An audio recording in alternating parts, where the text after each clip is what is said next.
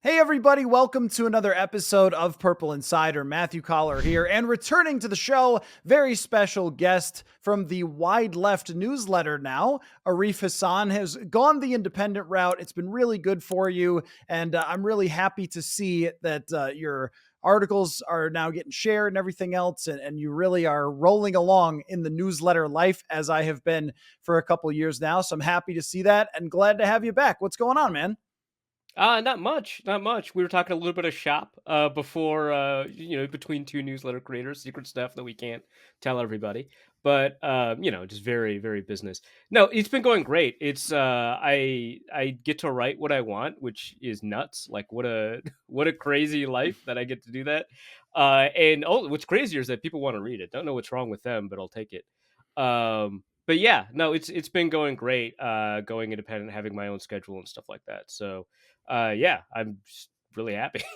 Yeah, it's been such an interesting career journey for you to go from king of the blog boys to then working for the Athletic and then Pro Football Network and now going your own independent route. But for people like ourselves, I think we have been very, very lucky to be able to do it this way in order to call our own shots. So people should absolutely go check it out. It's really good. And unedited work that is clean. You could read the whole copy. I very much respect that about you. That sometimes when you don't have an editor working for you, it could be a little bit Yeah. messy. But I have questions for you. Now, what's interesting with your newsletter is you still write a lot about the Vikings because you have a ton of Vikings fans who follow you, and then other stuff that comes up in your mind. But you've been following the Vikings just as closely as you normally would have. So I want to begin with this. How do we go about fairly evaluating a front office and a head coach when they have a backup quarterback playing professional football for them? Even if that quarterback has had a little bit of success, I came out of the Bears game, Arif, being like, I don't know, man. That's what happens. And then I look around the league and I'm like, Tim Boyle. Like, oh, look, the Jets are by rule, the Jets have to have four quarterbacks play per year. And they have now completed that accomplishment. But every team that is suffering from the backup quarterback disease this year with so many quarterbacks going down, I see a lot of criticism about their front office, their team building, their coaching. And I don't want to give free passes, but I also think we have to be realistic. So how would you go about evaluating this last stretch for the Vikings with this in consideration? Yeah, I think that that's totally fair because it is kind of difficult because if you hold them to the standard of like them having the preferred starting quarterback, that's like tremendously unfair. But you can't, preparing for a backup quarterback is part of the job, right? So you can't just ignore that. So what you have to do is you have to set kind of what you think a reasonable expectation for a backup, or in this case, the fourth backup would be. Because again, or I guess third backup, fourth quarterback, because again, I mean, Nick Mullins was injured, Jaron Hall was injured on like the fourth play or whatever, right? And so they're in a situation where they were playing their fourth quarterback. So set what you think a reasonable expectation for a backup quarterback level performance is, and we get a ton of backup quarterbacks playing football every year. We should have a good understanding of what that is like. And at the upper end, it's as if you've got like the 25th best passing game is kind of a reasonable upper end of backup quarterback type play. And then, obviously at the lower end, it's 32nd, right? And once you kind of account for that and the kind of results that you can get from that, I think you could very confidently say that the Vikings knocked it out of the park when it comes to figuring out a backup quarterback plan. Now, they didn't do that at the beginning of the year. That would have been preferable, right? But, still seeing an opportunity. Hey, the Cardinals are getting Kyler Murray back. And so Joshua Dobbs is going to be available. We've always liked him, or whatever it is. Quasi always liked him, had some interactions with him in Cleveland or something like that.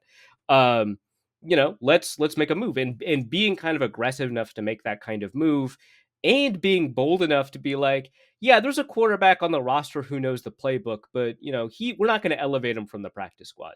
We're going to have this guy who's been here for 4 days be the backup because we just think he's going to be better, and they were right. That's a very bold decision. They were right about that. And so I think that you just kind of figure out where a franchise is at any particular spot, figure out kind of what the standardized circumstances of that would be, what the expectation should be, figure out how they performed against those expectations. And I think the front office in that circumstance did a really good job. And then the other elements that have nothing to do with the backup quarterback, like trying to figure out, hey, they just extended Josh Metellus right before the season. What was that about? That's kind of crazy. Hey, great move. Oh my God. That's a steal. That's incredible. I can't believe they let go of Dalvin Tomlinson. They let Zadarius Smith leave. Adam Thielen was a big part of the passing. What's going on there? Eric Hendricks, leader in the locker room. They let all of these guys go. Wow, fantastic moves, it turns out.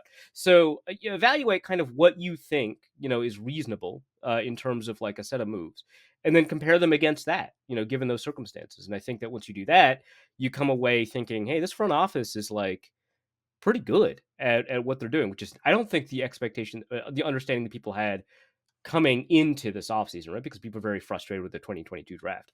Now we've got another year of data. We've got, kind of more complete data, more sets of circumstances to evaluate them against. And I think that they're coming out looking pretty positive. Well, and three players, well, two drafted, one to UDFA, who have become above average starters instantly, which we don't even expect for first year players in general. But let me circle back to the part about ranking 25th in passing, which I think what you laid out there is extremely reasonable as far as expectations go, which is here's what you would think would happen when you have to go to a backup. And I'll put it in a different frame, which would be, I looked at all the quarterbacks for the last couple of years who were not the day one starter for the team. And then, I shoved a few aside, like Kyler Murray, he's their starter. Right. So yeah. I was about to say probably throw Kyler Murray out of the data set. Yeah. Right. So things like that. Or starting quarterback was hurt. The backup had to play week one or whatever it was. I forget the process totally. But what I came out with was backups win about 1 out of every 3 games. They have about a 30% winning percentage when they start, which I know QB wins and so forth, but not shockingly, starting quarterbacks win way more football games. And I always love when there's these Mahomes stats. They're like, QB wins, can't ever look at it. Like, but Mahomes has won 90 out of 100 games and has had all these different rosters and it means nothing. And you're like, does it mean nothing? So anyway, the point just being that your expectation for the rest of the season and the moment that Kirk gets hurt should be around you win 1 out of every 3 games the rest of the way. If you win more than that, then you've outdone that expectation. Now, that's all very logical. However, we are also talking about a lot of those backup quarterbacks play for teams that never had a chance anyway, including where Josh Dobbs came from, which is Arizona. So a backup is not going to win very many games with the Arizona Cardinals. This team is not like that. They are a team that has a really good offensive line, great pass blocking. They have great wide receiving weapons and a coach who has been touted as a guy who can elevate the play of the quarterback. And for 3 weeks, he did that. And then for 1 week, he did not. And I wouldn't be surprised if Kevin O'Connell at some point mentions trying to readjust the offense when he announces whoever is going to be the quarterback, maybe a little bit more than he did for Josh Dobbs against Chicago. But I think that we need to elevate that expectation still to say, all right, well, one of your big things is that you can elevate a quarterback who is starting level, but maybe not potentially great.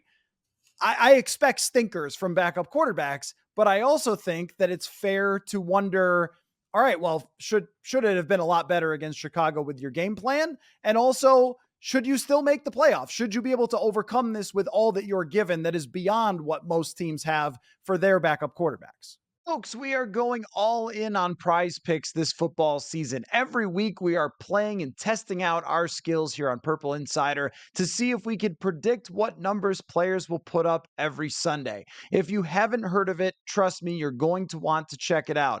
Prize Picks is the easiest and best way to play daily fantasy. Instead of battling against thousands of other players and people who spend their entire lives doing fantasy, all you do is pick more or less on between 2 and 6 player stat projections. So say a quarterback's number is 250.5 yards, go more or less and bang, you are playing. And you can pick from hundreds of players and numbers this football season. The cool thing is that it's quick and easy and does not cost an arm and a leg. You can turn $10 into 250 just like that. Again, the perfect way to fit it into a busy day. Click, and you're playing. This isn't just something that I like. You're going to hear us doing every single week, Prize Picks on the show on Purple Insider. So go to prizepicks.com/purple and use the code PURPLE for a first deposit match up to $100. That's prizepicks.com/purple with the code PURPLE. Daily fantasy sports made easy. Yeah, no, I think that that's fair too. I think that it's really tough to take aggregate data and apply it to specific situations because every circumstance ends up being different. And having that kind of manipulation of what you think is like a reasonable expectation, I think is pretty appropriate. But we also then have to ask additional questions like, should we, when we're evaluating the front office and how they handle the backup quarterback situation, we know that right now, for example, that defense, they're like eighth in points or whatever like that. And since week 4, they've been like fifth, right? They're a great defense. The fact that that's the case is a credit both to Brian Flores, obviously, and then also, I think, to the front office for managing that defensive turnover extraordinarily well, right? Should we hold their excellent management of the defense against them when we evaluate the backup quarterback, right? So like that ends up being kind of part of it too.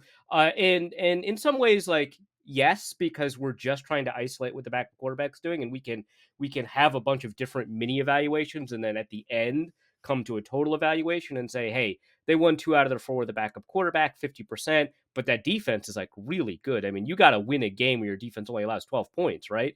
That kind of stuff. Like you can do all of that. And I think even once you account for all of that, I would say probably you're in a situation, and we also have to take into account, hey, Justin Jefferson not available for any of these games. You got a rookie, you've got KJ Osborne, you've got, you know, one catch for Jalen Naylor, whatever that is, right? You've got all of that, right? So TJ Hawkinson and Jordan Addison are your passing game, which is not awful, but it's not great. Like it's better than what the Panthers have, right? But it's not great. Plus, the offense was designed around Justin Jefferson, so it has to be adjusted, right? So, okay. You take all of that, probably you're winning 40-45% of your games. And right now, under Dobbs, it's 50. Okay, great. That's good. I still think that you do have to account for the fact that Dobbs is the fourth quarterback, right? Like you didn't have Nick Mullins. That was the choice, right? And they made a decision that they didn't want Sean Mannion, they wanted Joshua Dobbs. Full credit for that decision. I actually think that is a much more difficult decision in the moment than it now seems 4 weeks later, right? That's a crazy decision to make, and they were right to do it.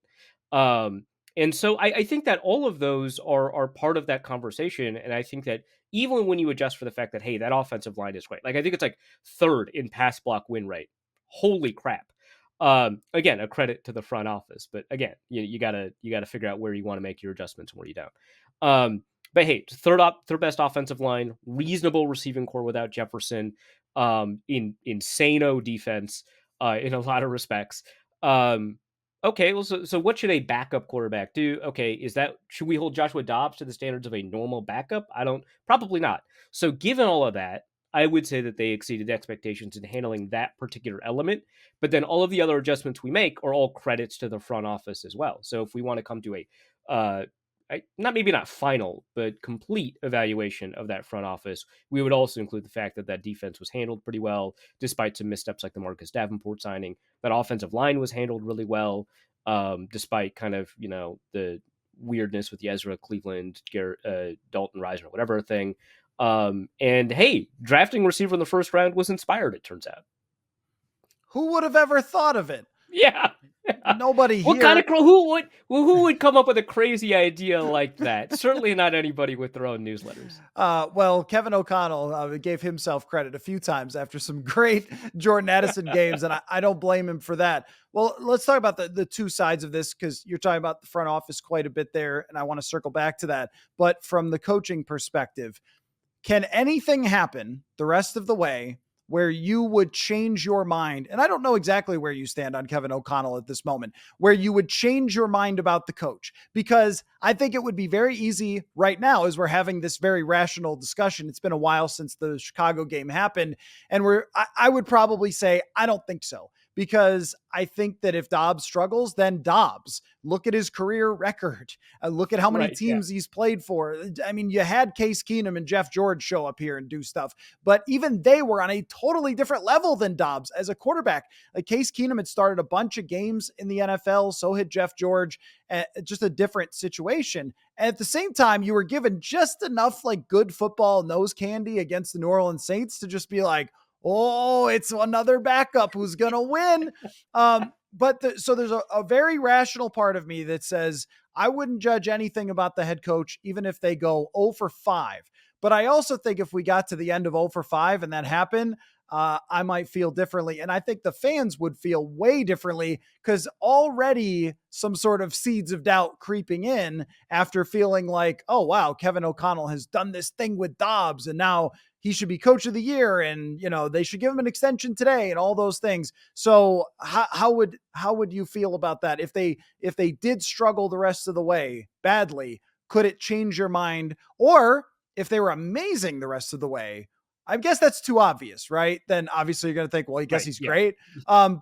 But I if see it rules. right, yeah, okay. So don't answer that part. But if it goes down the route of pure sadness, Yeah, I think it probably depends on how right that happens. If like a couple more injuries crop up, I'm just gonna give him a pass. If it's like a bunch of really bad game management stuff, that's worth kind of some consideration.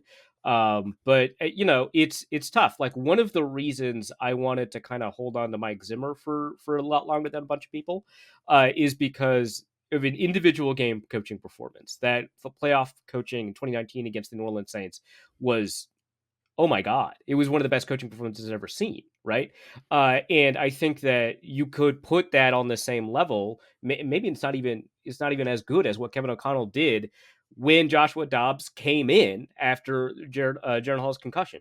That was, as an element of individual coaching, one of the greatest things I've ever seen, right? That like deserves its own book, that game, right? It's incredible what he did there. And he gets that game for the rest of the year in my mind. That was just astonishing what he did. Now the fact that Joshua Dobbs seems to be worse the more he knows the playbook, that's hey, that we can have that conversation and talk about how, that impacts our evaluation of Kevin O'Connell as a coach. That's totally fine and fair, but you got to hand it to him. You got to hand it to him that he did that, and it's really difficult for me to move past that. Plus, the Kevin Seifert piece in ESPN about the Brian Flores defense, really great piece. I recommend that people read it. One of the elements in that piece that's like really interesting is that Brian Flores, the premise of the piece is that Brian Flores is pushing into the NFL a defense that the NFL has never run before, which you always kind of have to be skeptical of a claim like that because nothing new under the sun. But for all intents and purposes, it's a completely new defense. It's a radical shift from what any defense in the NFL is doing right now and from what any NFL defense had done over the past 10 years. Okay, so that is like a crazy thing, right? But the thing that is important to note is that Brian Flores pitched this idea to Kevin O'Connell. He's like, hey, looking for a new defensive coordinator. Here is my nutso idea. I talked to the Pitt head coach, but he runs the defense, right? I talked to the Pitt head coach. Pitt, perennial powerhouse, right? I talked to him, right? And I've got this idea for a crazy defense. And Kevin O'Connell had to either be like, look, man, this is the NFL. We're not going up against Air Raid. We're not going up against like AAC teams, right? Like you get your one game against Clemson every year. That's fantastic, right? You could have done that and it would have been totally reasonable. And he's like, you know what? We're probably going to suck. So let's do something crazy because we might not suck if we do something crazy. That's part of coaching. He's like having that conversation and hiring Brian Flores and giving him the go ahead to do stuff like that. Making sure that you've got a defensive coaching staff, because you can fire the rest of the defensive coaching staff. You fired Ed Donato. Make sure the rest of the defensive coaching staff is on board with Brian. Like doing that's part of coaching too, and so he gets credit for that. And so we can't just look at the end of the year and say, "Hey, he's an offensive coach. The offense didn't do as well as we expected. That's not good, especially those final games, even after you adjust for the backup quarterback." Because the fact that the defense is doing well, yeah, it's a huge credit to Brian Flores. It's also a huge credit to Kevin O'Connell the way that he handled that. So it would be very tough for me to come out of the final 5 games here and say, hey, I've got some doubts about his quality as a coach. I'll probably adjust my expectations. If they go 0-5, I'll probably say he's probably not as good as I think he is right now, currently at the moment, because that's new information. You got to incorporate new information. But I don't think it would ever drop him below like the top 8 coaches in the NFL right now. It is astounding, all the stuff that they've been able to do. So, I give them credit for that. Like, yeah, they're not as good in 2-minute situations this year as last year. No coach could make them as good in 2-minute situations this year as last year. It's an unreasonable standard, but worth talking about. But on the other side, they got a top 5 defense. Yeah, which I got to be honest, never would have dreamed in a million years when I looked at that roster that it would be as good as it is. And later in the show, we're going to get to some of my predictions that I made before the season. And one Yeah. of them was not that favorable to this defense. I sent you my predictions so you could make Mhm. fun of me and also praise some of my brilliance, but we'll get to that in a minute. So this is a great point because think of it. I've started to think of it this way when it comes to coaching because every game that I watch on Twitter, I see this coach is doing this wrong. This coach doesn't know what he's doing, whatever else. And here's a good example. Mike McCarthy. Okay, Mike McCarthy is a guy Oh, that that's a great example. people love as a piñata. Every time he punts when he shouldn't, every time he mismanages a clock, it's just let me get my Mike McCarthy beaten stick and boom. And yet they've had top offenses almost every year since he's been there. They probably overachieved when Andy Dalton had to start. They overachieved when Cooper Rush had to start.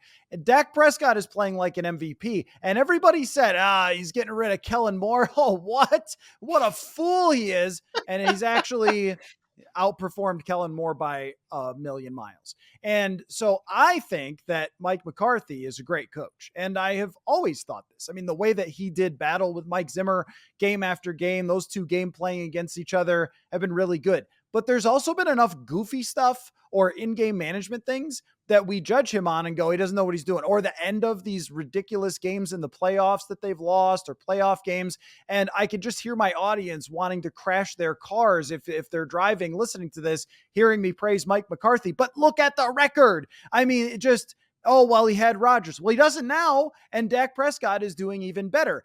And so I think that we often judge coaches. Do you remember like the early 90s video games when they first came out with Madden? They had like 4 categories of a player. So it'd be like speed, catching, agility, break tackle. And that's like your whole player for a running back.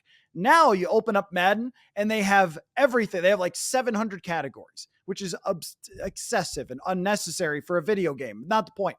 This is how we evaluate coaches versus what's really going on. We evaluate coaches on, do they punt on 4th down? Did their play calls work on a given week? Does it seem like the players don't hate them and otherly just vibes?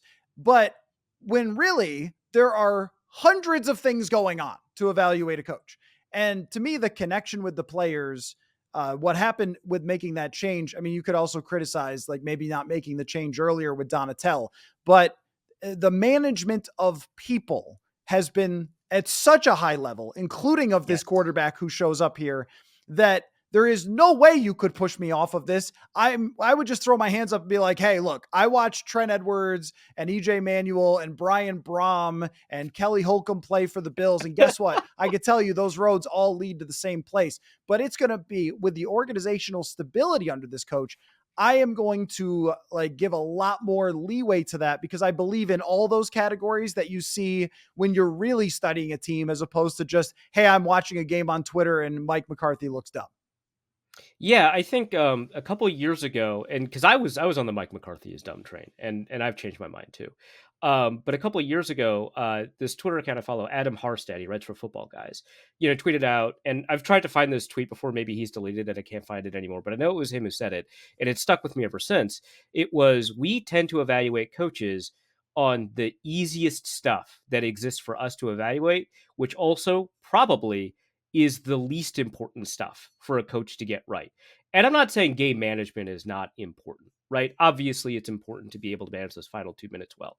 But like, if you evaluated like all of these coaches on their ability to handle the final 2 minutes, the best coaches in NFL history, all bad at it. All, even Bill Belichick. A lot of people talk about Bill Belichick being good. No, he's bad at it, right? Pete Carroll's bad at it. Andy Reid, historically awful at it, like known for being bad at it, right? And it turns out like making sure that your team is ahead by enough in order for you to not be in those 2 minute situations, or making sure that when they're a less talented team to be good enough to be put into a 2 minute situation, that's good, right? Like we know that Brandon Staley is not doing well because the Chargers should not be in those 2 minute situations as often as they're a better team than that, right? We also know that the Vikings punched way above their weight last year. They got into 2 minute situations more often than they should have been as a credit to, what that team was able to do. right? And Mike McCarthy and some of these other coaches that are bad at game management have put themselves into situations where they don't have to worry about those final 2 minutes because all that stuff matters a lot less. The stuff that's the easiest stuff for us to evaluate is also the stuff that happens to be probably the least important. The personnel management, the coaching management, the ability to put together game plans and offenses, keeping everybody on task. Like coaching is a lot of things. And when we talked to high school coaches, they don't talk about game man ever.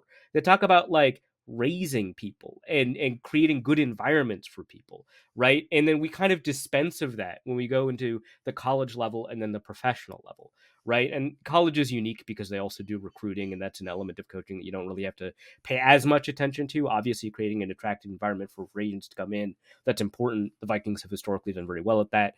But just generally speaking, like there's stuff that we talk about sometimes with game planning and play calling that we sometimes have a good idea of, but like stuff like Joshua Dobbs felt comfortable enough to do X, Y, and Z. That's enormous. That's so big.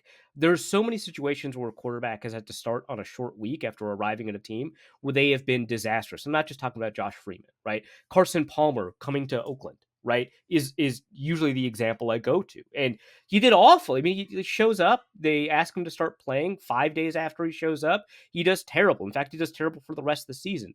Oakland's like, that's fine. We don't need him anymore. And Arizona puts together an MVP quality season because Bruce Arians is a good coach, right?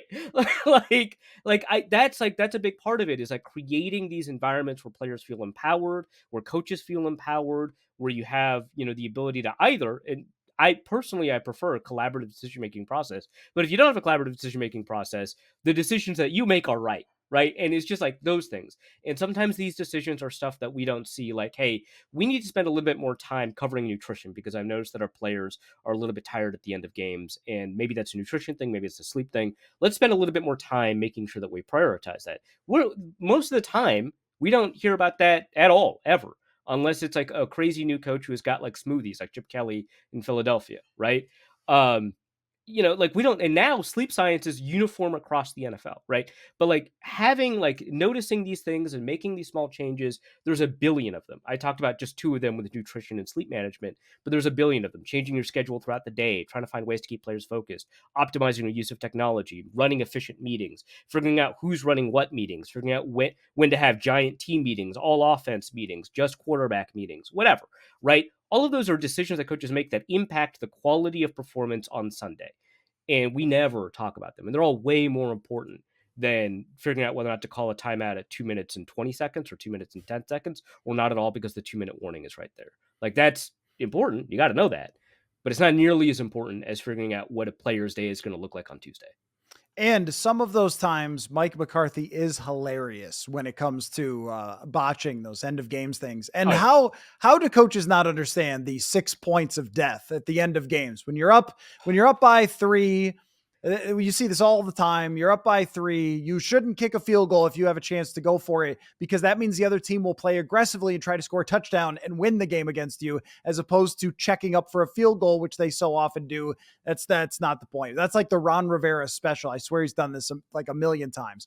But with Kevin O'Connell and all the stuff that you laid out, I think that he would score extremely high marks on. We saw that from the NFLPA survey. And I think where you really see it too is the assistant coaches that they've put together. Keenan McCardell could be an offensive coordinator. I think Wes Phillips gets high marks from people on his contributions. They have a good quarterbacks coach. They've put together this really, really strong staff of people, which Mike Zimmer struggled with because nobody wanted to work for him at the end.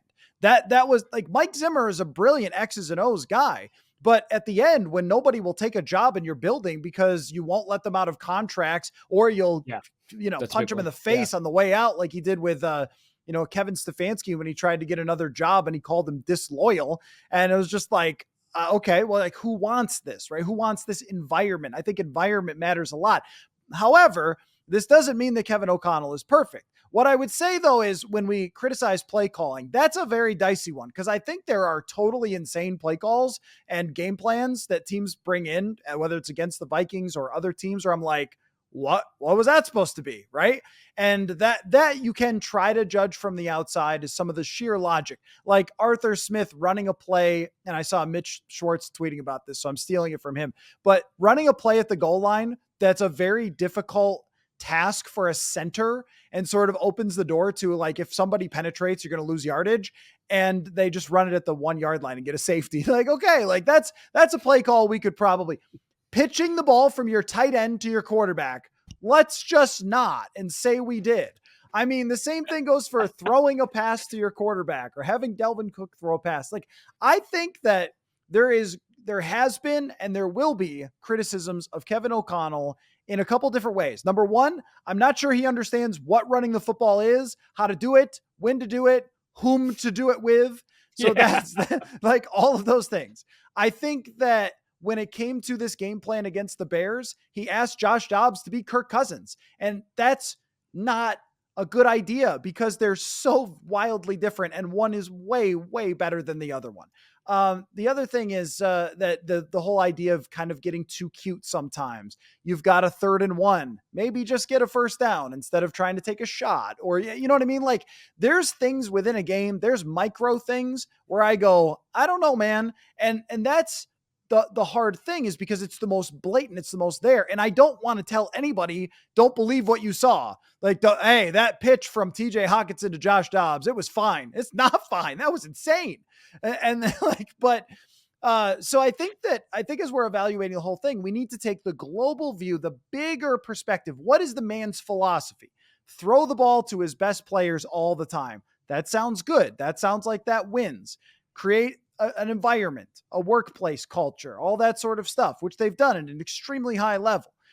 And it seems that the front office and coaching staff are on the same page. The defensive coordinator and the head coach are on the same page. You corrected a very bad error of hiring Ed Donatel.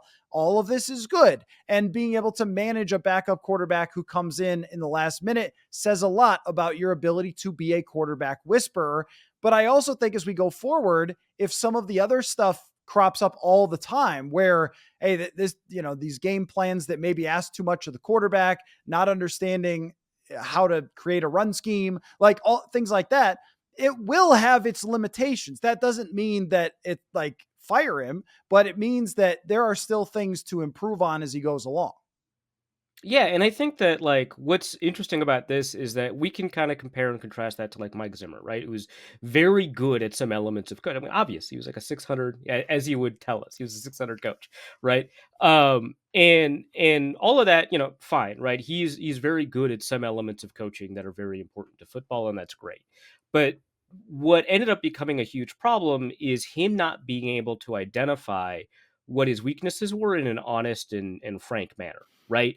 Like, sometimes we would ask, like, hey, you're really confident in this defense, it's like 9 rookies. I don't know, man. You I don't know if you should do the whole thing. And he's like, I've never had a bad defense. And it turns out, well, now you do, right? Okay, fine, maybe, okay. But, like, the 2-minute stuff, like, he hated ever being asked questions about clock management at the end of games. And it's like, bud, you're bad at it. We're going to ask you questions when you're bad at it, right? Like, when you were down 24 points, Kirk Cousins told me that the way they think about that game is a 3-possession game, and we'll play it like a 3-possession game. No, it's not. Score more points, right? Like, technically, I get why you're saying that. Score more points. Yeah, have as many possessions as possible. That's crazy, right? Like, and that's a coaching error for the quarterback to act like that. And he at the end of it, he got so testy when people asked about this clock management stuff. And he's like, we work on it. And it's like, okay, have you thought about the process by which you work on it? Maybe that needs to be changed. And he never, talked about that. Right. And I think that kind of being open to those kinds of questions is, like, really important. And I think that when we first asked, Kevin O'Connell, like, hey, this defensive coordinator thing, I don't know if that's working out. And he said the thing publicly. He's like, I stand by my defensive coordinator. Um, at least for the first couple of games we asked him. And then after that, he was like, we'll talk about stuff at the end of the season. But it turns out he went to Ed Donatel and he was like, this is not working. And I'm going to scout your defense like I'm an opposing offense, and we're going to see what we can do about it. And that didn't work out, but he tried to correct it, right? And he was open to understanding that this wasn't working out. And I think that having that openness and changing and having that adaptability, because you're always going to have weaknesses, and trying to grow past them or cover them up or turn them into strengths, whatever it is you do with weaknesses that works best for you, that's important. And to what extent that we can find, he seems to have that. I'm not going to call him the best coach in the NFL. To me, that's probably Andy Reid, right? But I do think that he's got an opportunity to kind of move into that position given his approach to a lot of these things, which I think is really fantastic. But it also means being kind of open and honest about what those weaknesses are, and making sure that he needs to make sure that he understands it. He needs to make sure that when he does receive feedback external to the organization, like from the press or whatever, right? Maybe his buddies when he talks to them in Mobile. Um, taking that kind of honestly and taking that on. And it seems like, based on what it seems like he's open to that. So like maybe he'll hire a run game coordinator, right? That sure, right? Because the run blocking is mostly fine, right? So why is the run game bad? So he could have some conversations about that, right? But like talking to some consultants who are really good at the elements of football that he's particularly not great at, right? Having a conversation about like, so he doesn't like, because he's a young coach, people seem to expect him to go for it on fourth down more often than he does. That's not how that works. So having a conversation with like people that are a little bit more kind of analytics forward, which exist in the organization, about kind of being more aggressive on fourth down. And hey, in the last couple of games, he was more aggressive on fourth down in situations where I wouldn't have gone for it. And I'm pretty aggressive about this stuff. And that's kind of interesting, right? Having conversations with people who have interesting criticisms. Maybe they're not correct. Maybe they're not better experts or anything, but have interesting criticisms of that. That's going to be important as he kind of continues forward as a coach, because it's great being a top 8 coach or whatever. It's better to be a top 3 coach. You should try to do that, in my opinion. Yeah, I mean, so when we talk about a lot of these things and trying to evaluate through like fourth down decisions and so forth, some of it is just purely taken off the table by having Josh Dobbs as your quarterback. Where I saw at the end of the game, KOC lost this game because he wasn't aggressive. Well, he's quarterback through 4 picks. Like, I don't know. Like, I wasn't in that moment. I had no expectation of, you got to get a first down here. You got to start throwing the ball. I thought, well, Justin Fields, the other team's quarterback, run the ball 3 times, punt it away, and hope your punter doesn't shank it into the stands at the 20-yard line. Like, if he pins him back. Yeah, if we pins him back, do we think? But those decisions, if that's Kirk Cousins, I'm like, bro, what are we doing here? I mean, you're like giving away the game by not being aggressive because Kirk Cousins is your quarterback. It's just a different a different evaluation for everything, which I think is the main subject here, is like, how much do we have to change? But one area that I will watch closely, because I have gotten the impression, as you were just laying out there, that O'Connell is very much on the self-aware side. I think that Zimmer lived in a different world. I think that he could evaluate himself, but not change. So I feel like it'd be like listening back to the podcast and say, I say a certain word all the time. I need to stop doing that. And then I just never do it. That would be Mike Zimmer saying, you know what? I need to connect with these players better. And then 4 weeks into the season, no, I don't think I will. And then, I don't think I'm going to do that. No, I should, but I won't. And with Kevin O'Connell, and I don't think that was a great way to go about it. With O'Connell, we almost have a little bit in real time here, an opportunity to see how much are you going to adapt to Josh Dobbs if that's your quarterback. If it's Nick Mullins, just give me a white flag to wave around, because there's nothing that's happening this season if it's him. But how much, if it is Dobbs going forward, I'm assuming it's going to be, but I don't know. Then can you adapt to what Josh Dobbs can do for you? Because it's not like he's without talent. He was starting for a team. He's won some games here. But if you put the full Kirk Cousins, we're going to run our offense in there without Justin Jefferson for 4 straight games, then you're going to have some that look like Chicago, because this guy can't do that. If he's able to adapt and adjust, get Dobbs on the move a little bit more, a little more from the designed run perspective, a little bit more on the rollouts. So, I mean, look, what Matt LaFleur did for Jordan Love. Jordan Love is being treated like he's the next Brett Favre today, but got to be impressed with the number of quick screens, motions, quick throws, getting the ball out of his hands, really limiting Jordan Love's opportunities to turn the ball over. That's where I'm impressed. I'm impressed with Matt LaFleur almost more than I am than Jordan Love, though he played well. I want to be impressed by Kevin O'Connell's ability to adapt and adjust this thing to his quarterback on the fly coming out of the bye, because I don't think he did the greatest job in Chicago or really Denver I think he had like maybe expectations that were too high and didn't truncate the offense enough. Can you make that change? And if you can, I'll be impressed. If you can't, then I'll probably just blame Dobbs. I mean, I don't know. This is what's like so hard about this, because Yes. there's I Yeah. think there's there our reaction to losing football is always the same. Coach, quarterback, out of here. Like that's it. Or refs, coach, Ah, the quarterback, refs. refs. Yeah. And if you were in Minnesota for the last decade, guards. And then those were the only options. Those were the only options. And so I think that this is a little bit tricky. Let me change the subject a little bit, just because we were talking about the front office to start and how they sort of built this thing and evaluating the roster as well. How do you feel about the quarterback situation going forward? Because there is a really good argument to say, look at everything that they have laid out for you here. This team can compete going forward. They could certainly compete if Kirk Cousins came back and played the way he did. But how can you bet on him playing the way that he did after an Achilles injury and at his age? And then there's the draft, but you're playing yourself out of draft picks the more games that you win, right? And there's certainty now, it seems, almost in every other NFC North city. Caleb Williams is going to Chicago, and then Jared Goff, Jordan Love are going to be there, and you are left with a really good roster and not sure who your quarterback's going to be. This is another thing where it's like you can get every question on the test right, but if you fail the essay, you fail the test. I feel that way about this quarterback situation. You can get the UDFA linebacker right and the hybrid safety right and the left guard, for God's sake, they finally have one who can pass block. Oh my gosh, we don't make enough out of that. It's incredible. Doesn't matter. Doesn't matter if they fail. What happens next? Yeah, I sympathize with how difficult this decision is going to be because I have no idea what to do or what they're going to do. Right? I think that the it feels like the easy solution is the one that fans generally probably don't want, which is to extend Kirk Cousins. But you're right, the Achilles injury plays a pretty big role. Age plays a huge role. But Cousins is also playing like the best football I'd ever seen him play. It was just nuts, and I don't want to be a prisoner to that, right? Like because we've seen a lot of quarterbacks like end the season or play right before injury where they played outstanding stuff. And then you're like, man, we can recapture that. And it turns out, no, you can't. That's not how life works.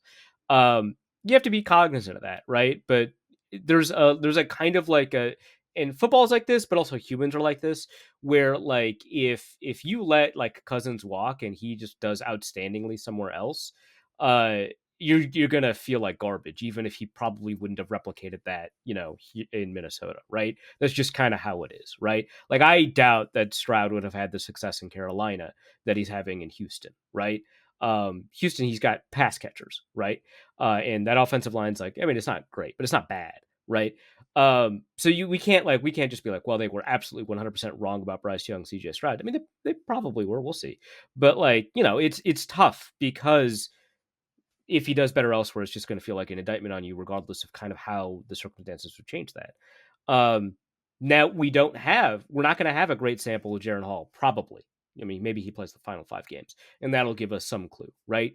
And so, given that, given that they're probably not going to be in a good spot to draft somebody, given that they probably don't have the capital to move up in the draft, despite how quarterback rich this class is going to be, probably. Uh, what do you do? And I think that that's pretty tough. I think that personally, I think the Vikings are probably, because they've always, on this question specifically, have tried to walk a tightrope and tried to split the difference and like, hey, we're going to find some ways to build for the future, but we need to win now because that's what the ownership tells us, and that's how we're wired to be anyway, because ownership wouldn't have hired us if we weren't wired to win as many games as possible right now. So I think it's probably going to be a short-term extension for Cousins again. And I think that they're probably going to draft a quarterback in the second round. I don't know. They have a second round pick this year. That sounds about right. I think so. Yeah. Who's to say? But I could look it up right now. I won't. But we could probably draft a quarterback in the second round, maybe like Michael Penix or whatever, right? Maybe he's a second rounder. I don't know. He's old, so I could see him in the second round. And have Penix and Hall compete, just like Malik Willis and Will Levis competed underneath Ryan Tannehill, right? And Will Levis is not playing amazing football, but he's playing encouraging football, I think. So that's something, right? And I think that that's probably the solution that they will hope for, depending on what the draft position is, at the end of January, right? And then they can begin those negotiations with the cousin with an understanding what the draft position is, what the draft capital is, what they've got the ability to trade and stuff like that. The one thing I'm not worried about is Justin Jefferson. I don't think whether or not they've got Cousins there is going to make a difference to whether or not they sign him long term. Oh, I agree. That's a money thing for Justin Yes. Jefferson. Money, Yep. please. Yeah. So with this situation in particular, there is a split the difference, which is to bring back Kirk and to draft quarterback. And then you have your, we'll call it the delayed Alex Smith, because it should have been happening other times and wasn't. So, Yeah. Yeah. yeah, there are chess openings where it's like accelerated this or delayed that, and it's like it wasn't the accelerated, that's for sure. It was the delayed.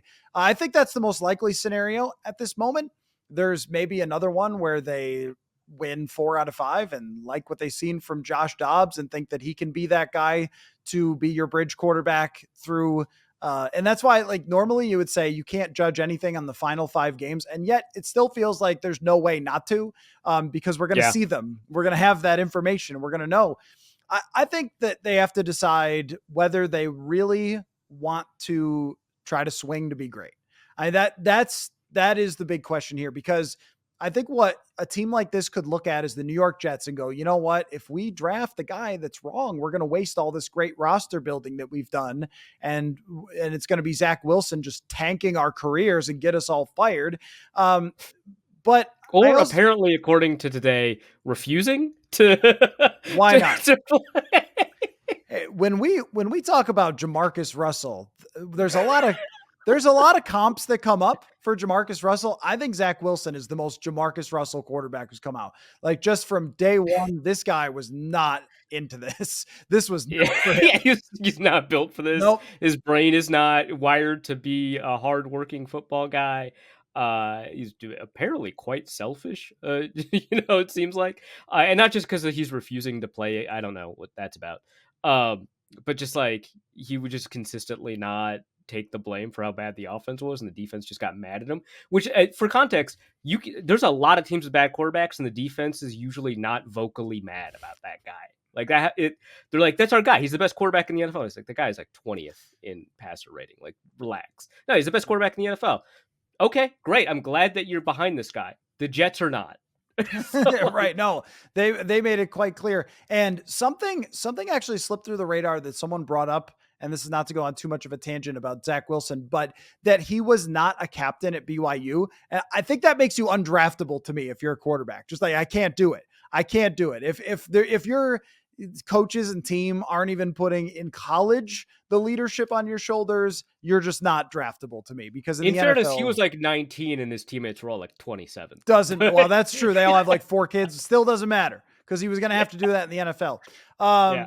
Yeah, I think that if you want to take a swing to be great, there's also a chance it goes wrong, and then you end up with a lot of problems. But the thing is about that, even if you have a solid foundation, like, think of it as a race that you're running where the Vikings track is smooth and other teams tracks with bad lines, the Giants, bad receivers, all that stuff. That's like having a moat that you have to jump over that has Like, you're alligators doing in it. steeplechase. Right, right. You're Right. just running. Yeah. So if Dobbs can win games, then it should give them confidence that, like, okay, there are a lot better quarterbacks than Dobbs. Yeah. That If Dobbs can win games here, like, what if we got a good quarterback in? That's crazy. Imagine. Yeah. Right. And so then you sort of start talking about, well, can we get a bridge quarterback? Can we draft one? Are odds better at this to actually go somewhere? Salary cap, all that conversation. And so it will be interesting to see. Before we switch over to my great and terrible predictions that I wanted you to look at and heckle me or praise me, you have a tough time doing one of those two things sometimes. But um, I wanted to ask, how do you think this goes? What do you think happens here the rest of the way? I think the Vikings win 2 out of the 5, make the playoffs, fizzle out against either like the Cowboys, Eagles, or 49ers, depending. Probably the 49ers. And we start having very unfair conversations about Kevin O'Connell's ability to win in the playoffs. I think that's Yeah, what happened. See, I was going to go with same for the 2 out of 5, but I think that they missed the playoffs because the Rams are going to win one more game than them. Oh, That's how I look at it. I think I the Rams are playing I really was well. I was actually gonna bring up, speaking of, like, good coaches, Sean McVay, when you talked about how, like, people didn't wanna work for Mike Zimmer because one of the reasons is because, like, if you got good enough to be hired, he wouldn't let you do that, which they it was so bad the NFL passed a rule about that, like, that's crazy, right? Sean McVay has openly said, "Yeah, I wanna lose as many coaches as possible because that means I'm developing coaches well." "Oh, no, I don't have a coaching staff. I better train a new one in, and they'll do pretty well because I'm good at this." Like, that's just as an example, sign of a good coach. But yeah, what he's doing with the Rams right now, A, another sign of a good coach, but B, pretty threatening to the Vikings. Also the Packers, pretty threatening to the Vikings. So we'll see. But I do think if if if the Vikings win like against the Packers and the Lions, which is looking increasingly unlikely, but two out of those three games, those two are the most important, obviously. But like it turns out, like based off of I think it's the NYT simulator, it turns out like their odds of making the playoffs if they win the two games, like the next two games, which I think are both AFC opponents. If they win the next two games, because yeah, this is the Bengals, right? The Bengals and the Raiders. They win the next two games, their odds of making the playoffs are like 58%. It improves their odds like by like 3 percentage points. If they win against the Lions and the Packers, it moves up to like 85%. Like it's crazy. Just two out of those three games. So obviously it's going to matter, but obviously those opponents are the ones they're competing directly with in the division that hold tiebreakers because it's a conference opponent, hold tiebreakers because it's a division opponent, and also the Packers are directly competing with them for a wild card spot. So obviously it's going to matter the most. The Lions are a very weird team. I don't know how to I mean, they just boat raced like this last game, and then like 2 games ago, it's just like, hey, who are these Lions, man? They're not very good at all. But yeah, just I think that it's going to be two to the next three. I think it's probably the next two to the next five, probably the next two. It may not matter. I still think they probably make the playoffs because I still, and maybe I just hold on to takes for too long. I still am not a Jordan Love dude. I think there's gonna, I think something's gonna fall apart there. In the next couple of games, and the Packers are going to take a misstep here or there, and that's going to give the Vikings an opening.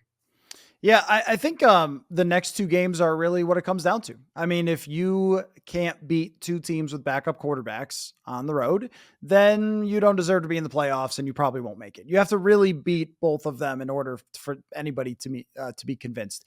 Okay, I sent you. I did in July 12th, I believe, was the day that I published this. I wrote out 50 what I called bold 50. predictions. Some Yeah. of them, yeah, there were 2 parts. Hopefully, you saw them. I got both parts. Okay, all right. So I wrote Just 50. marveling at how many there were. It's July, a time to predict. And some of them turned out to be really right on, and then some of them turned out to be not so great. So I was hoping that you would highlight the best and worst of my bold predictions going back before the season. Yeah, sure. I went through them. And what you said, you gotta dare to be great and dare to be awful. And I think you did that. I think these predictions were appropriately bold, and some of them were truly awful. But let's talk about the good ones first.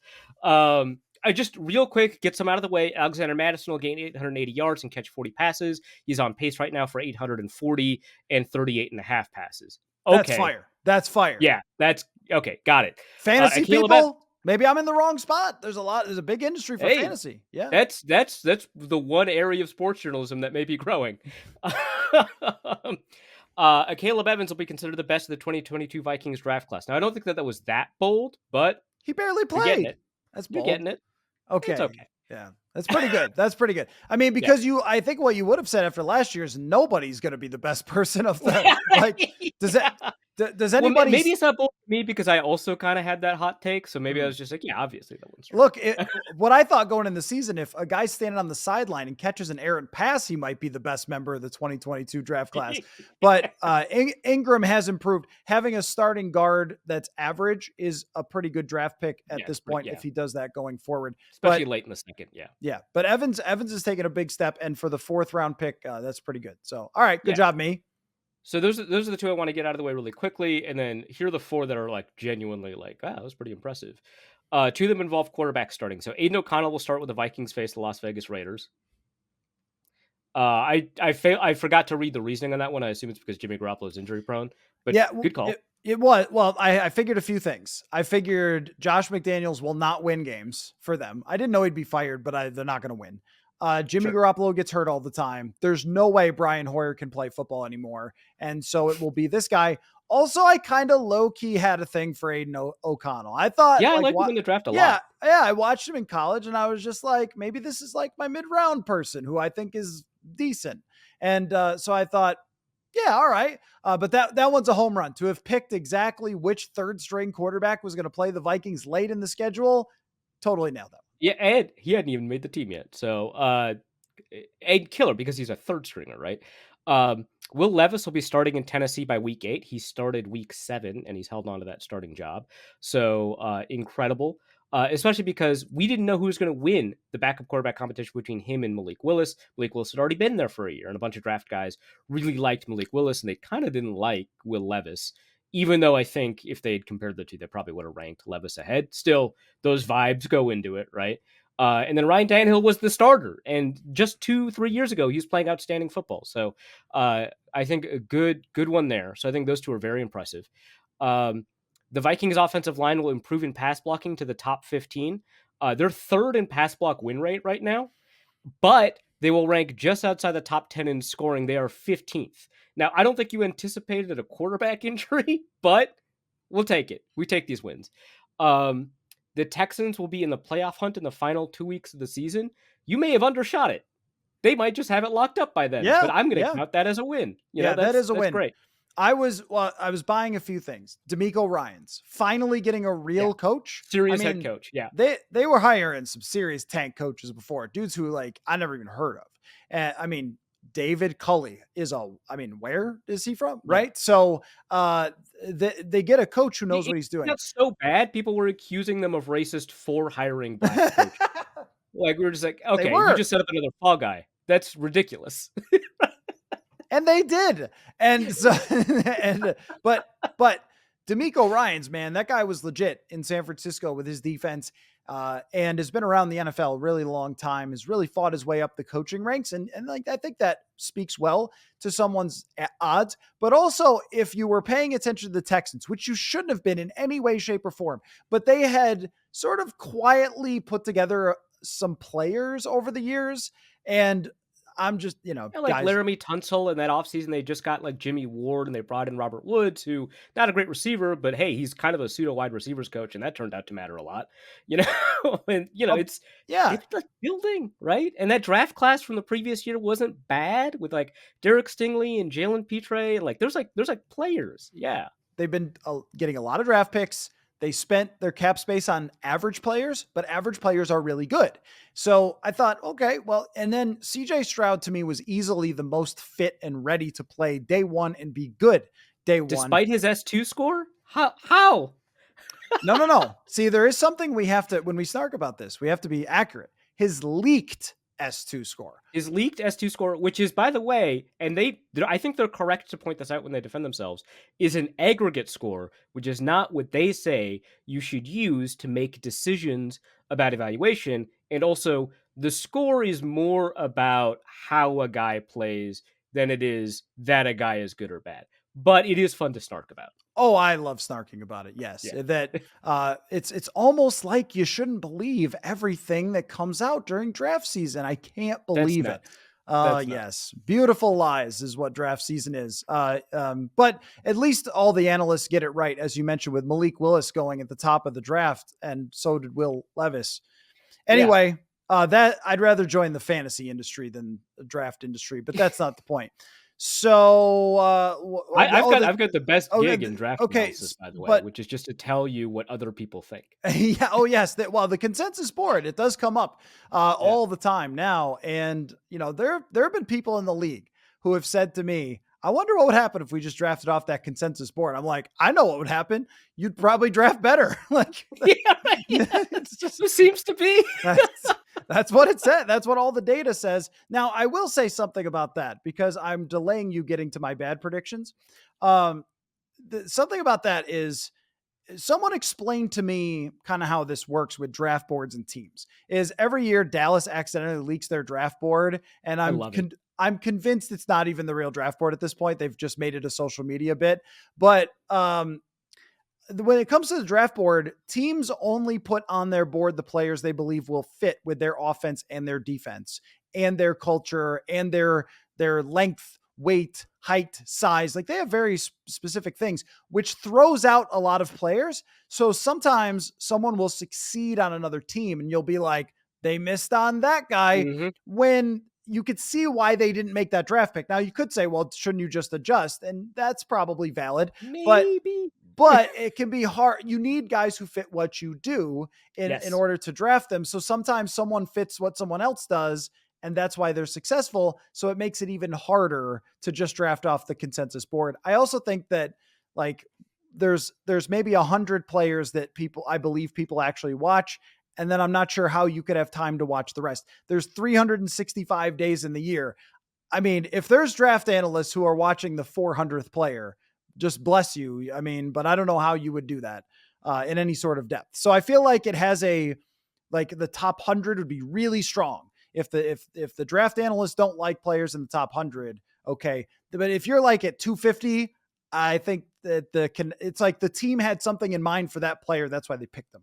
You know what I mean? Yeah, That makes no, sense. I think that that's fair. I should also so to add on to that point before we move on to your awful takes, uh is is sometimes like they're very specific about why a player is off the board. So for example, like I know there's an example of a case where the Miami Dolphins really loved a player and they couldn't put him on their board because he had too many friends in Miami that were bad influences. And they were like, if we were in another city, we'd draft this dude, right? Because when he's not with those people, he's a good character guy, right? But when he's with those people, he's unreliable. So we can't bring him to Miami. And it's like, oh, there's like no, like we can't account for that in a consensus board at all, ever, right? That's crazy. Right. But that's very specific, right? Also, like, and I think the Patriots are bad at drafting, so this is like not a great example, but it is important to note that very often the Patriots have the smallest draft board in the NFL. There are drafts where they've come in with 70 odd, 75 players, right? Which is why you get situations where they draft Cole Strange in the first round. You're like, what are you doing? It's like, well, they didn't have anybody graded with a first round pick. This was their top guy on the, like, genuinely the top guy on their board. So they drafted him in the first round, right? And like and it changes. Like I think generally speaking, the approximate amount that you generally get is about 150 draftable players, which is not to say that's, because in the seventh round they start drafting priority undrafted free agents and stuff like that. And sometimes it's like weird stuff. Like when I think it was the Panthers drafted Tommy Sweeney, because I think they were the ones that drafted him. They wanted to sign him as a priority free agent, but he had agreed basically to terms with the New Orleans Saints because they wanted him to be the next Taysom Hill. And so he had agreed during the draft to sign an undrafted free agent contract with the Saints. Well, the Panthers heard about that and they were like, no, he didn't. And they drafted him. like it's just like stuff like that happens, right? Or you need a special teamer. The consensus board doesn't really do that. They're not like, hey, Najee Thompson is really good at this stuff, Right. right? Right. Right. Yeah. So that's something to keep in mind. Okay, your worst takes, but first, quick honorable mentions of good takes. Lamar Jackson will be an MVP finalist. Anthony Richardson will run for 1,000 yards if he had been healthy. Maybe he would have. TJ Hawkinson will rank number 2 in NFL tight end targets. He's number 1. And non-defensive lineman or edge rusher will rank top 3 in Viking sacks. I don't think that's bold. That's why it's an honorable mention. But Harrison Smith, ranked 3rd. Okay, worst takes. We'll start with the Vikings ones. Lewis Cine plays more than 500 snaps. Now, he has not played a snap, unless you count special teams, which I don't. He has not played a snap. Theo Jackson has played snaps. And in your description, you were like, hey, because there was another one where you're like, hey, the minicamp depth chart says this. We'll get to that one. But you can't always trust it. I'm not going to trust that Lewis Cine is as low on because he's so talented and you've got a new defensive coordinator. And guess what? 0 snaps. So that was an awful take. It was. All right, the one where you paid attention to the minicamp depth chart and were wrong to. KJ Osborne will have more catches than Jordan Addison. Addison is 54. KJ Osborne is 36. All I want to say, neither one of these things are over yet. Lewis Cine could press for 500 snaps. I don't even think that's possible. No, I don't think there actually are 500 snaps left. There isn't. No. Unless he plays on offense. I will say, though, that when I wrote this was before I was having a conversation with Jordan Hicks, and he was like, dude, Josh Metellus is for real. Like, really, really for real. And I was like, okay, I think I need to take that more seriously. And then when he couldn't get reps on first team, in training camp to start. It was like right off the beginning, like right from the beginning of training camp, that take was over immediately. Yeah, And this I again, think this was in July, but yeah. if you're a guy, if you are a guy on Brian Flores' defense that cannot find a role, it's really not good. So like that, Yeah. I Yeah. had no idea of the level of not good. And so that's, the excuse there. As far as KJ Osborne, the reason it actually still could happen is just health in general. I mean, like that was part of my evaluation, is that Addison had been banged up. He had like gotten hurt at the combine and then got banged up in rookie And then minicamp, he's which banked up in camp. I've Yeah. never even heard of before. I've never heard of a guy getting banged up in There's no rookie minicamp. contact. How are They you don't, getting hurt? they don't do Yeah. anything. And so I thought, well, Addison should be better because of his talent, but Osborne has a pretty pristine health record. That was the part of it there. And yeah, that's been a miss. Also, Osborne didn't step up the way that I thought he would. Yeah, and that's fair. And this is the only rookie take I put on here, right? Because I'm not going to hold you like accountable for like Bryce Young playing for who cares. Um, all right. Despite new kickoff rules, Kenny Nwangwu will gain 1,000 yards returning. Now, hey, if you wanted to take into account injury likelihood, this is probably where he should have done it. He has 79 yards returning. So, and this one to me, I put it on here because it's like you probably could have anticipated that total returns would go down, that Kenny Nwangwu wouldn't be available, and so on. So there's that. That was I thought pretty truly awful. What I thought is that they would be aggressive. Like I thought that Matt Daniels would be like, okay, the whole world is going to these fair catches, which they really haven't. Mostly it's just kicked out of the back of the end zone, but I'm going to go aggressive. But then Nwangwu gets hurt, and I don't know that he's ever been 100% right. So yep, Yeah. definitely missed on that one. But that return that he had last week, that was pretty good. Again, you could still get to 1,000. You're saying these are wrong? They're not wrong. Not yet. Mac Jones will be considered the Patriots franchise quarterback by the end of 2023. I think that one's wrong now. That's a bad one. That's a real bad one. I was blaming Matt Patricia. I forgot about wide receivers. I get it. Offensive But line. man. That is as far off as you can be. Yep. That's Mac Jones off. got benched 3 times, and then they were like, all right, enough of this. He's just not going to start now. Mac Jones is Ryan Tannehill at the end of Adam Gase. The guy can play, but not with that situation. Yeah.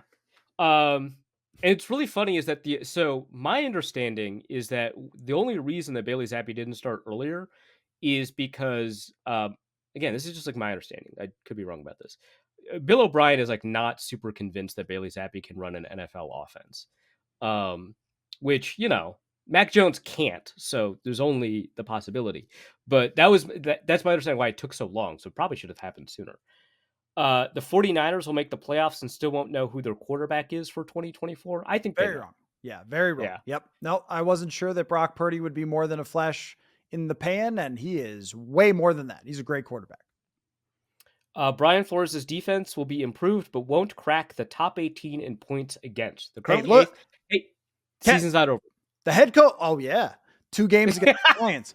Also, the head coach said the same thing the other day. I mean, Kevin O'Connell said, I didn't expect it to be this good. I'm like, same.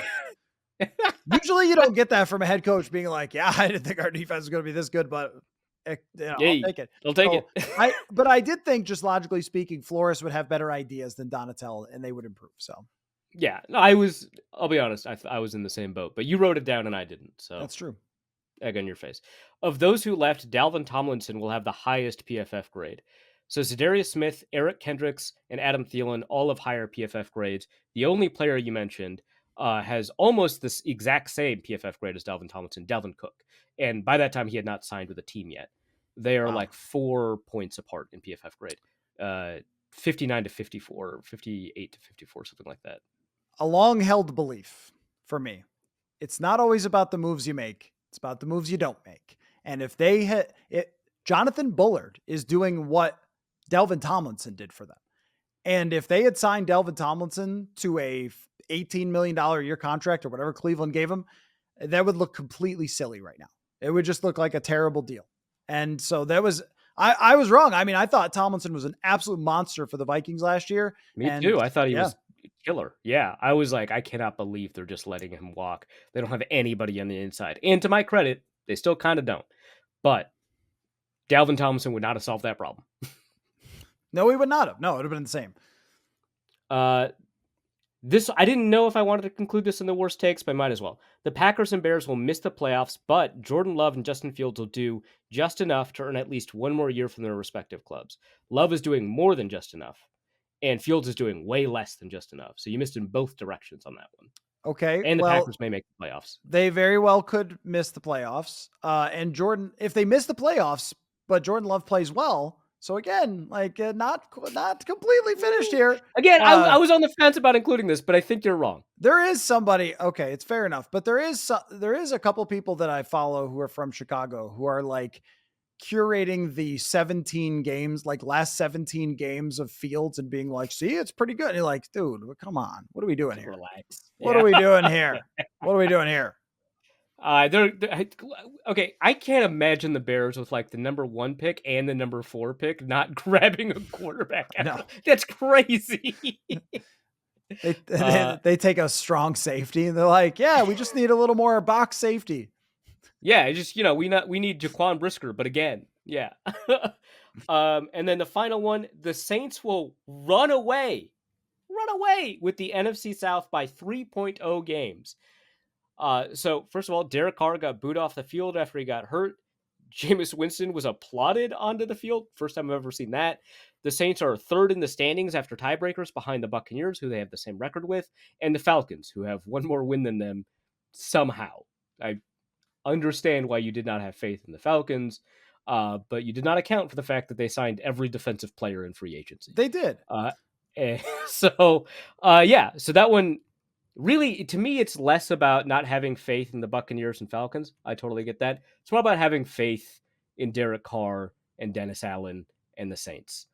What I thought was going to happen is that they would win 9 games and everybody else would win 6. So that's what I thought. But it was foreseeable that signing Derek Carr would be bad. I did not think it would be this bad. I don't know if anyone anticipated it being like a complete. I mean, this is it almost goes back to Jim Everett being signed by the New Orleans Saints. Almost. Way back. Wow. That is way back, but they were expecting to get a franchise quarterback in Jim Everett, and I think he won like 7 games was the most he ever got with the Saints, so it didn't work out there. But yeah, this is well, Good actually, old Jim, Chris Everett. Yeah. I mean, yeah, I know. The other day, it looked like Heath Schuler though, or Danny Warfel instead. You got to. Wow, Danny Warfel. Good Lord. It looked like the Mike Ditka era at the start of that game against the Lions. So we got some Chris Leak stuff going on here. What's going on? we really held up the win over the Saints. And it's so funny how like some things can just look different 2 weeks later. And it's like, wow, that was a good win. That's a pretty legit team. Now you're like, oh, well, you know, you don't have to give it back. Yeah, I think the thing for me with Derek Carr is that like the 2 best receivers, because we didn't expect Michael Thomas to be any good when he came back, and turns out, nope. But the 2 best receivers were like Rashid Shaheed and Chris Olave, who were both deep threats. And it's Derek Carr. It's like, figure that out. You know, it's like everyone was like, Alvin Kamara is going to make hay in fantasy because Derek Carr loves to dump it off. And it's like, I agree. And Alvin Kamara is doing really well in fantasy. I don't know why you thought that would mean winning games. No. Yeah, that's completely right. Well, that's what happens when you desperately try to sign a quarterback to more than they're worth. So keep that in mind for the future Vikings. Anyway, well, this was fun, Arif. I'm glad that we went through some of those predictions that were, well, just call it hot and cold. I'd say I split the difference between ones that worked out and did not. The Wide Left newsletter, it is great. I have recommended it on my own to my followers, but people need to check that out. Very, very good Vikings writing and other NFL stuff and things that are on your mind as well. So great stuff. Glad we could get together again, man. It's been a little while, but I'm happy we could do it. This was fun. Yeah, I loved it. This was a ton of fun. Football.